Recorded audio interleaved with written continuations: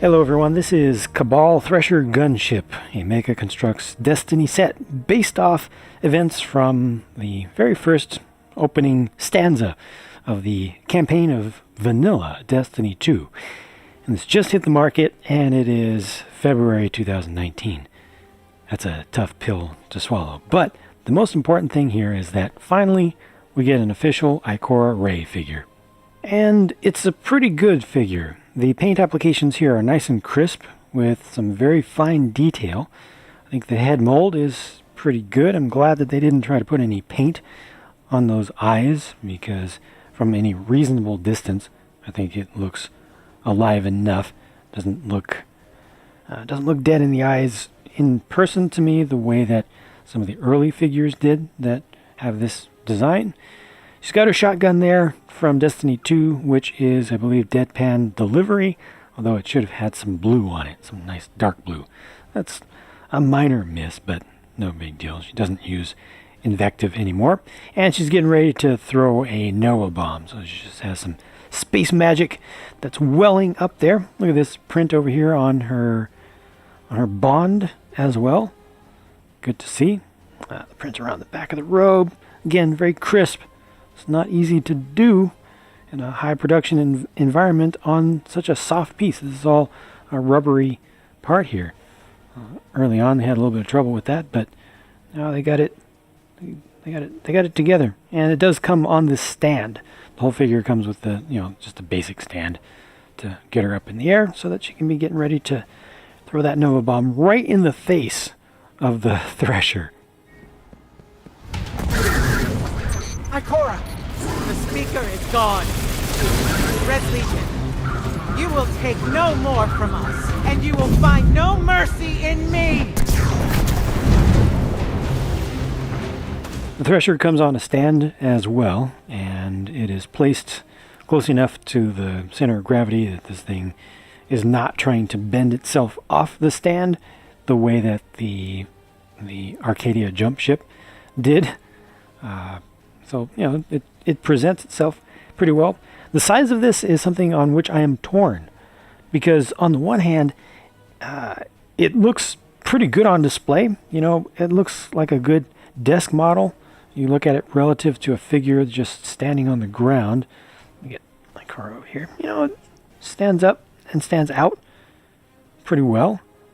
But I can't help but compare it to the Cabal dropship set, again, just in terms of its size.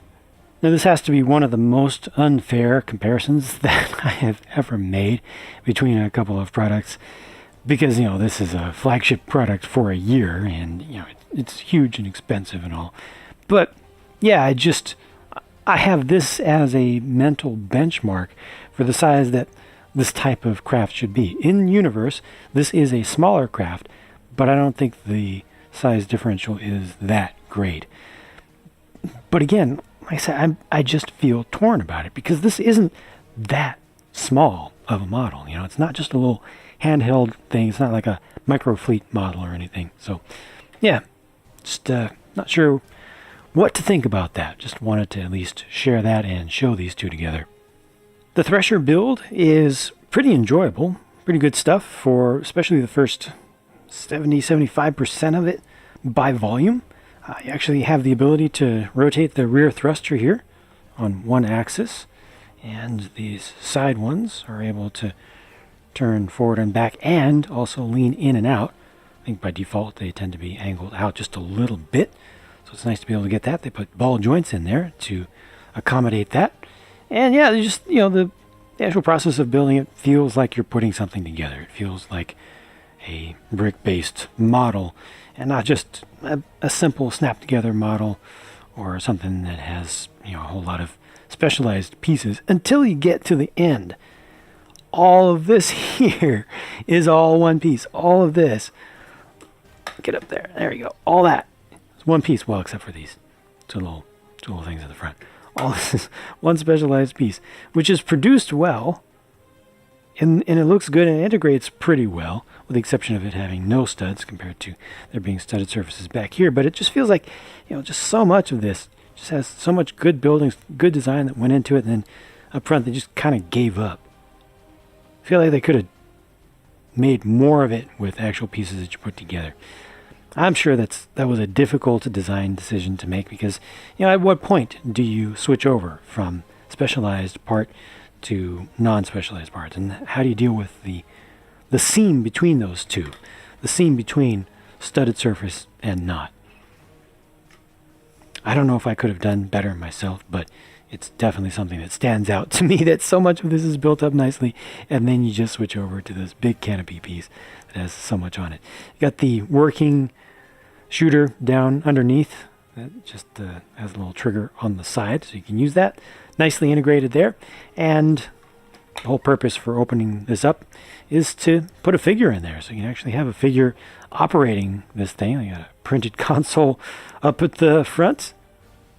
I appreciate the attempt there. It doesn't feel entirely necessary for such a small model, but it's probably a better thing that they did put it in there, have some accommodation, rather than not, keeping in mind that this is to some degree intended to be a toy and not just a model, a display model for adults. Overall, the thing is pretty cool. Just got a little bit weird at the end to me. And then the final thing is just this Red Legion Legionnaire, who is produced pretty well. Has the slug rifle, which is just a slug rifle, but they market it specifically here in this set as Skyburner's Oath, which is fine. Just looks like a slug rifle anyway. It's just got that almost black color. It's like a very, very dark gunmetal gray, very dark. It has just a little bit of metallic flake in it, and the print of the jump pack on the back is pretty nice, with the paint application there. It's got a lot of metallic flake in it, so it really shines. Almost looks like it glows in some light. In other light, it just looks metallic. But yeah, pretty decent stuff, pretty respectable, kind of what you would expect for this figure, and this is the one that is designed to fit into the Thresher itself. It's a bit of a tight fit, mostly because of the rubber skirt-like piece that he has, but kind of squish him down in there, close this up, and it does close up fully around him. And that is that. I think I've shared all my opinions about this thing. Most important thing here still the fact that it includes an official I-Core array, so we can complete the original Vanguard that we originally knew. Now that a piece of the Vanguard, the original Vanguard, is gone and being replaced, now we need another figure to be added. So yeah, this is just very late, but some of it is cool, some of it is questionable, some of it is definitely up to subjective interpretation. Let me know what you think, if you'd like to, down in the comments below. I'll talk to you again soon.